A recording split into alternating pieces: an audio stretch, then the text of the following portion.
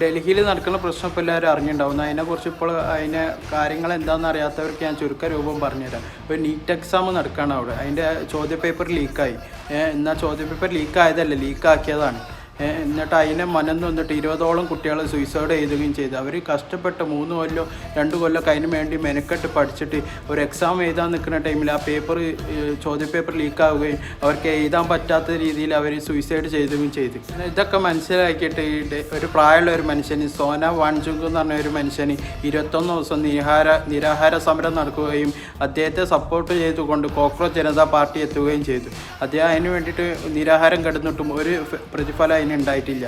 അതിനെ പിന്തുണച്ചുകൊണ്ട് cockroach Janata party എത്തുകയും കുറേ യൂത്ത് ജനങ്ങളും വിദ്യാർത്ഥികളും എല്ലാവരും അദ്ദേഹത്തെ പിന്തുണയ്ക്കുകയും ചെയ്തു. നിങ്ങളൊന്ന് ആലോചിക്കുക, ഇങ്ങനെ കോപ്പി അടിച്ച് പരീക്ഷ ചെയ്തിട്ട് ജയിച്ചിട്ട് അവന്മാരെ ഡോക്ടറായിട്ട് നമ്മൾക്കായി തിരിച്ചറിയാനും പറ്റില്ല. അവർ വന്നിട്ട് ആ ഡോക്ടറെ അടുത്ത് നമ്മൾ ചികിത്സക്ക് പോകുമ്പോൾ നമുക്കൊരു ചികിത്സ നല്ല രീതിയിലാണോ ഏത് രീതിയിൽ നമുക്ക് അവർ തരുന്ന മെഡിസിൻ സർജറിയൊക്കെ നല്ല രീതിയിൽ അവർക്ക് അറിയാൻ കൂടില്ല. അവർ കോപ്പി അടിച്ചിട്ട് എനിക്ക് ജയിച്ചിട്ടുണ്ടാവും. അത് നമുക്ക് കിട്ടിയിട്ട് അതിൽ പേവ് പോലും നമുക്ക് മനസ്സിലാവാൻ പറ്റാത്ത ഒരവസ്ഥയിലേക്ക് നമ്മളെത്തും. അപ്പോൾ നമ്മൾ ഇങ്ങനത്തെ ചോദ്യപേപ്പർ ലീക്കാവണം ഇതിന് നമ്മൾ പ്രതികരിക്കുക തന്നെ വേണം അല്ലേ. അവരെ നമ്മൾ ഡൽഹിയിലുള്ള ആ ടീമിനെ നമ്മൾ സപ്പോർട്ട് ചെയ്യുക തന്നെ വേണം.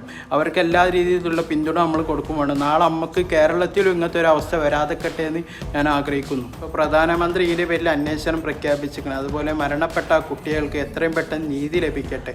ഇങ്ങനത്തെ ഒരു അവസ്ഥ നമ്മളെ ഇന്ത്യയിൽ വരാതെക്കട്ടെ എന്ന് നമുക്ക് പ്രാർത്ഥിക്കാം. അതുപോലെ തന്നെ ഇനി നല്ലൊരു വിശ്വാസത്തോടെയുള്ള ഒരു എക്സാം സംവിധാനം നമ്മുടെ ഇന്ത്യയിൽ നിലകൊള്ളട്ടെ എന്ന് ഞാൻ ആഗ്രഹിക്കുന്നു.